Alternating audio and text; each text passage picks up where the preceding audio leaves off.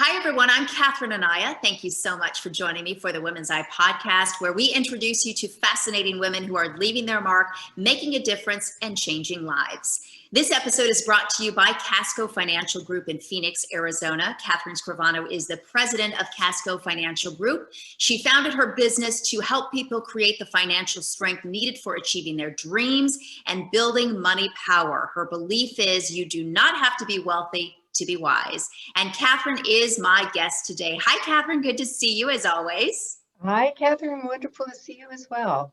Well, great. So today we're talking about couples and financial compatibility now and into retirement. Very, very important. I'm really intrigued by the exercises that you say you've been doing with your clients about financial compatibility because it is very important. So tell me just right off the bat why you think it is so important for couples to learn each other's financial vision now, not just now, but in the future.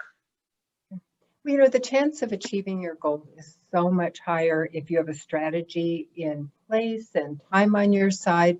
And if you are going to share those goals and that vision with someone else, it's probably a good idea that the two of you align and determine what's important to each of you, both individually and jointly. Sooner than later, of course. Sooner rather than later. When is that appropriate time to begin that conversation? And are there questions couples should be asking each other to determine whether they are aligned when it comes to finances? You know, I don't mean to be unromantic, but I think you should have this conversation before you make a commitment. That doesn't mean you're not going to make the commitment. It may be that you discover that there are differences that need to be accommodated and you need to work some of those out sooner rather than when it's time to make decisions. Mm-hmm.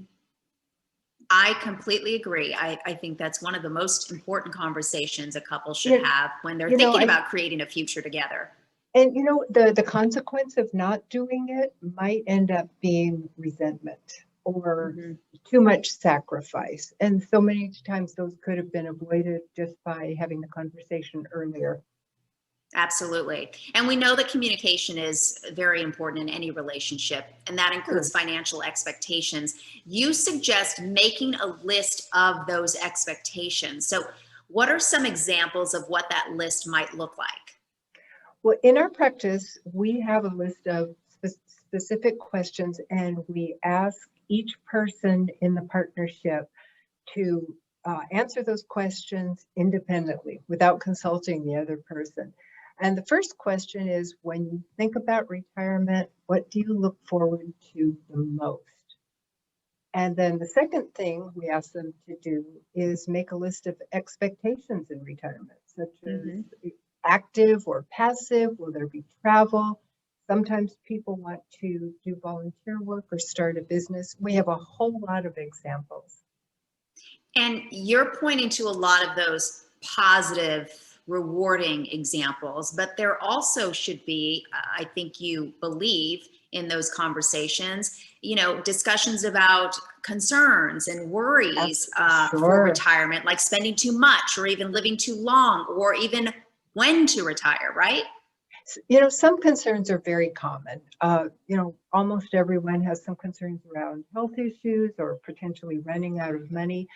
But there's some concerns that may not have an obvious financial component, but money can be the factor.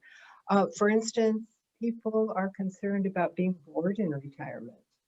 One of the things that have come out of the pandemic that might have not been apparent to some couples is a concern about having to spend too much time together.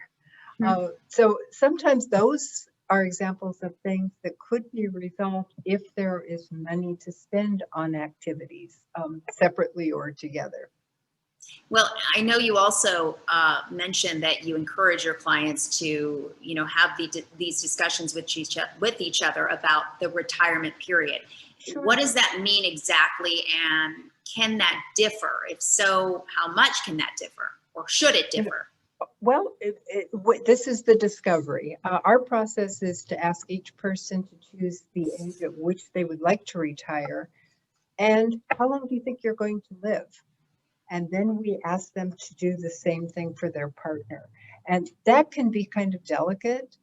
But if we use life expectancy tables, family history, that kind of thing, we can be a little bit pragmatic about it, set reasonable expectations to help understand how long money needs to last. Remember, when we're doing this with couples, we're talking about a retirement period that lasts for 2 lifetimes. And sometimes this is the first time these issues have ever been addressed. And even people who know each other really well are surprised to find out how their partner anticipates the response and the reason. Absolutely. When you're choosing life expectancy, you're choosing how long money needs to last. And that's kind of difficult. Well, I can see why that would be difficult. And, when you're having these conversations, you're not only talking about, like you said, the retirement period, but also, where you want to live is something you should also consider as well. What if one person wants to stay put, another one wants to retire in a completely different state or country like I do? What factors should those couples consider? This is probably the biggest decision, is where you're going to live and what kind of a home do you want. Things we ask them to consider, if you have children, where will they be? Is that a factor? Do you have friends that you would want to be close to, certain activities that you enjoy? Also thinking about factors that change as you age, like home maintenance, accessibility to good health care, whether or not you need to retire at the same time.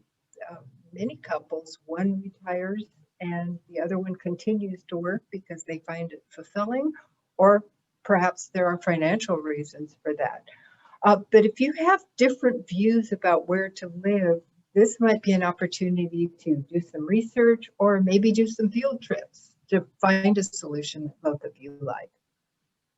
Well, what happens if your goals change? So, for example, 5 years ago, my husband decided we are staying and retiring in this house and started investing in remodels. And in the last year, I have decided that I would like to go retire in a foreign country. So I don't know if we're ever going to find a happy medium where we are in that circumstance. I might have to just go live there for a month. But, how do you work through those situations if maybe what you wanted at one time in your life changes in a couple of years? And, Catherine, you're talking about something that's so critical for people to understand is your first day of retirement is not the same as your last day of retirement. And being willing to acknowledge the flexibility that's required to be built into the financial plan is going to make a difference, probably between succeeding or not. In the instance that you're talking about, the role of a financial planner might be to suggest various scenarios based on what they've seen others do, and then tie it back to the dollars required to implement those scenarios. So that's kind of the fun part, in my opinion, is just picturing it. In your case, I see you having a home base here and traveling for long periods of time, coming home and, I don't know, kissing grandkids. What I've just done is describe my ideal retirement.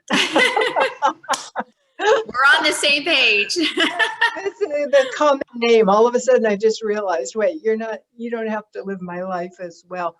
But I think the fun of financial planning, as boring as it sounds to look at numbers all the time, really what we're doing is supporting the dreams. And having these conversations with couples is really fun. So I would encourage folks to do it. Just let your imagination run loose. Do it separately. And then the interesting part is when you compare your answers. I promise there'll be some surprises. Well, definitely looking forward to those. And I promise I will not tell my husband, Catherine says we should do this.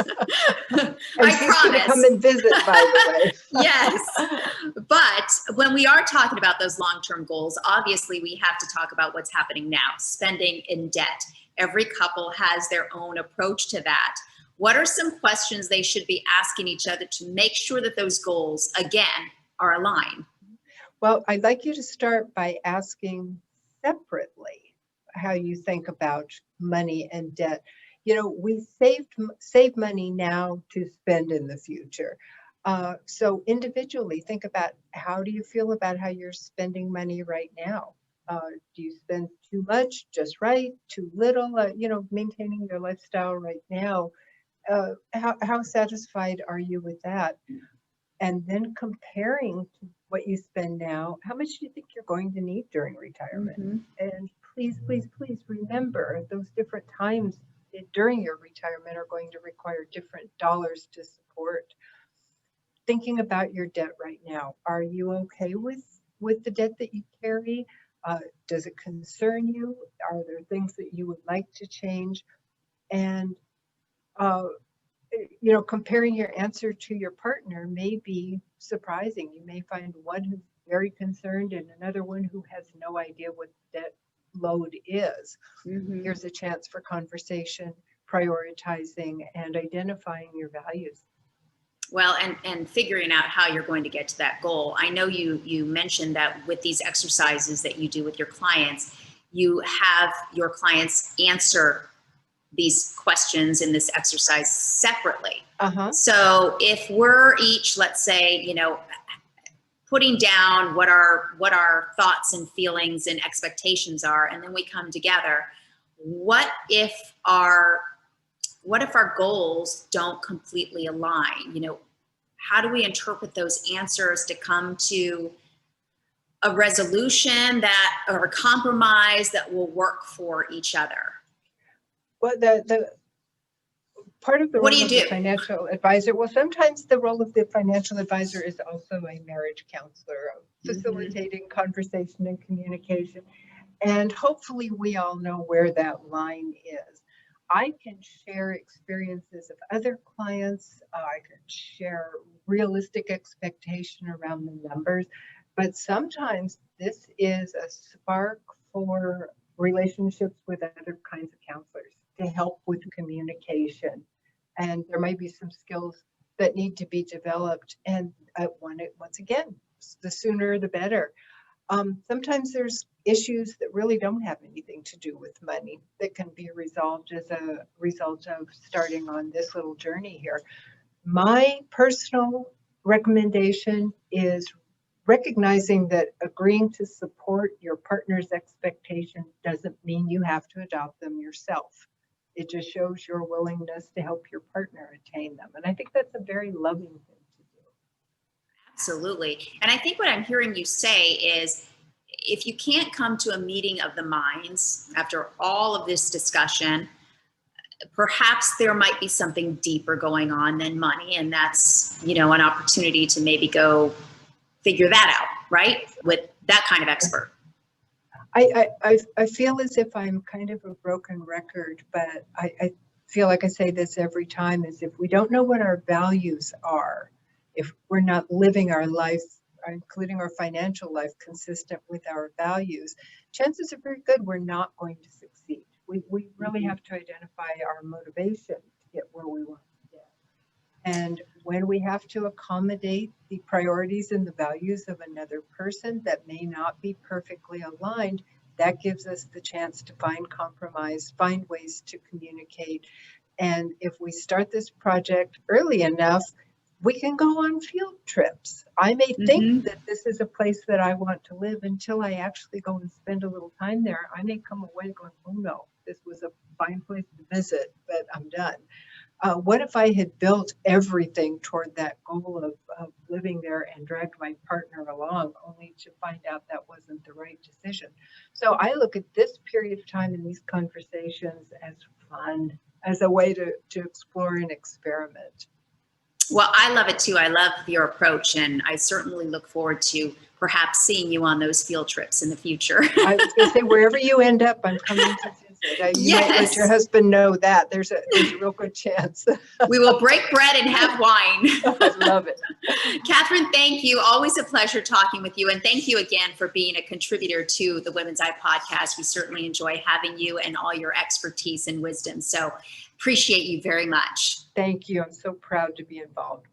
Thank you. And you can learn more about Catherine on our website, which is at thewomenseye.com. Do not forget that we have a book. The Women's Eye has a book called 20 Women Changemakers. You can find it at changemakersbook.com.